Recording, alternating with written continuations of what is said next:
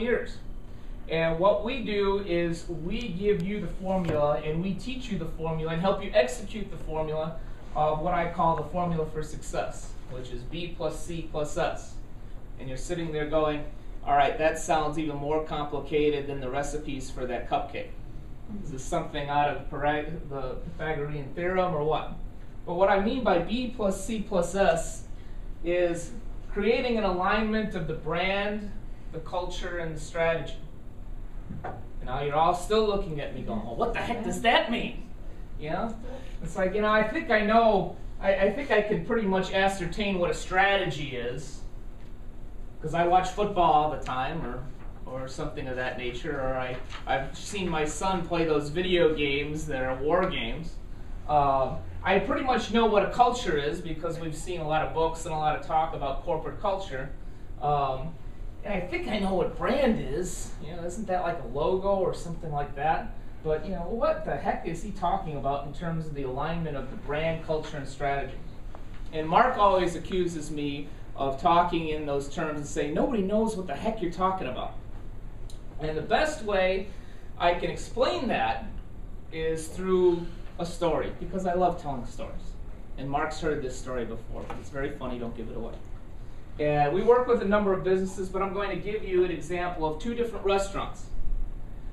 Neither one of them, fortunately, are clients of ours, so we're not giving away any trade secrets or any little issues. Neither one of them are members of the Long Beach Chambers, so we're not necessarily advocating or disparaging anybody. But one's a particularly bad story, one's a particularly good story.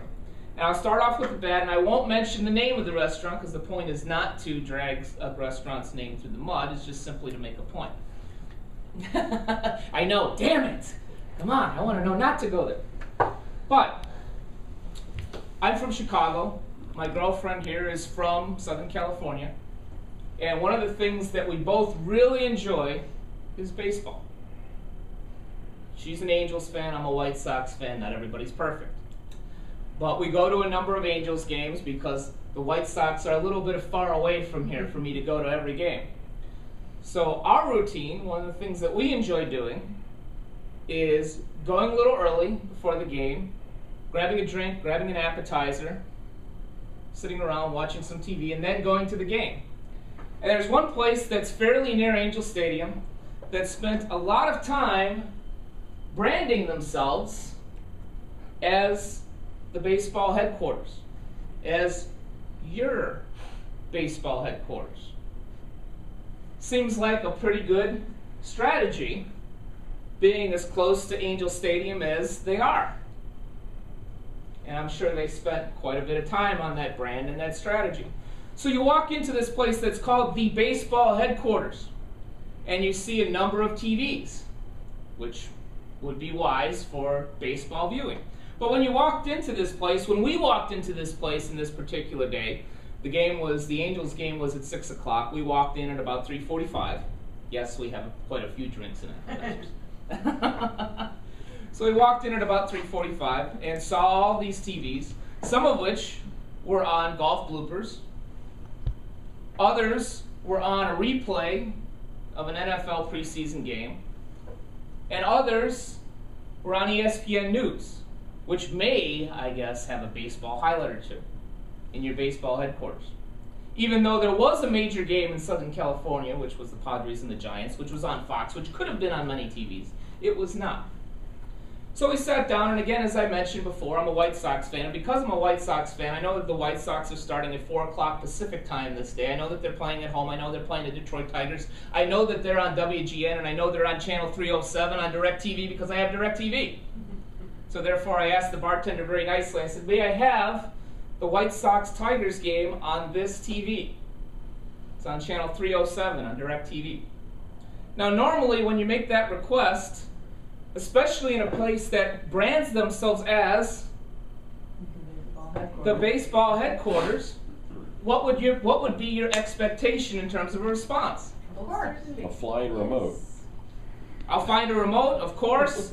I've been in some places which will even hand you the remote, which will say, you obviously know the channel, just put it on. Yeah, I'm going to go get you your drinks. But at this particular establishment, we were met with, well, let me see what I can do. Okay, didn't think that it was a very complex request, but all right. About 10 to 15 minutes go by. I'm still enjoying golf bloopers in front of me. And I ask again, how are we doing on getting the White Sox-Tigers game on this television? Well, yeah, I'm working on that. We have a policy here, which is always what customers love to hear. We have a policy here that only the manager can change the channel. I told this same story in New Jersey at a conference, and I got the response, then get a manager. So I said, okay. So it is now, after asking that second time, about 4:10, 4:15, I'm still enjoying golf bloopers. My girlfriend, who's one of the most patient people I've ever met, is actually getting more upset than I am, and she's not even a White Sox fan. She then asks another bartender the same thing, to which we get the same response. It's the policy that only a manager can change the channel, and she happens to be in a meeting right now. So, a couple minutes later, after asking all those times, the game comes on. It's now in the second inning, and needless to say, we're not very happy. The original bartender comes back and apologizes profusely. I'm sorry that it took so long, and I'm sorry that was so much of a problem. To which I put on my management consulting hat and said, you know what really disturbs me is the fact that in a baseball bar, a place that is branded as the baseball headquarters, can't empower their employees to carry out the strategy and make a basic decision as to whether they should turn it on a baseball game or not. And the response I got from that bartender told me everything I needed to know about the alignment of the brand, culture, and strategy. His response, and because we have ladies here, I'll give you the G version. We get this crap every day. And I don't think I could possibly have used as much feeling as he used when he had that response. Wow. So this organization, and it's irregardless whether it's a restaurant, a shoe store, cupcake store, a wedding store, whatever it is,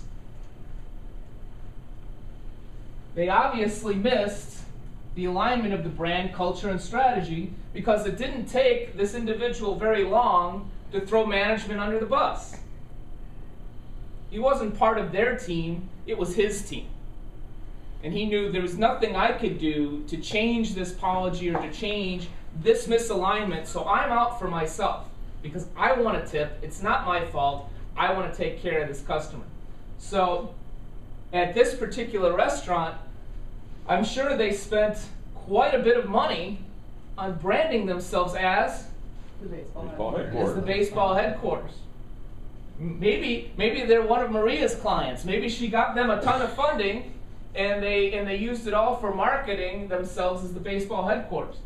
And I'm pretty sure that they spent some resources on strategy, even if that was just simply some notes on the back of a napkin as to how they were going to market themselves, how they were going to open, how they were going to arrange the TVs. They obviously spent some time on strategy.